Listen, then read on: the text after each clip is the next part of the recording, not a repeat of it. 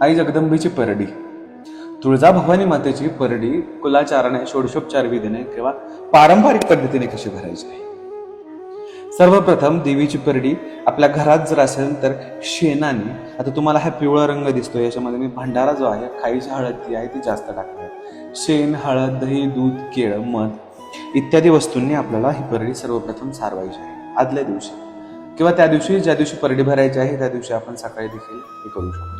आपल्या दारात जर परडी भरण्यासाठी सुवासिनी आल्या आहेत तर ही परडी जी आहे ती 5 ओंझळ धान्य आपल्याला या परडीमध्ये सर्वप्रथम खालच्या बाजूला टाकायचं. तदनंतर वरती मिठा पिठाचं जे काही आपल्या घरात जोगवा असेल तो वर वाढायचा आहे.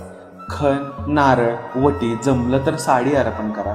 अखंड श्रीफळ, खारीक, खोबरं, हळकुंड, सुपारी, बदाम इत्यादी वस्तू आपल्याला ज्यात टाकायचं आहे. शेवटी तांदूळ टाकायचे.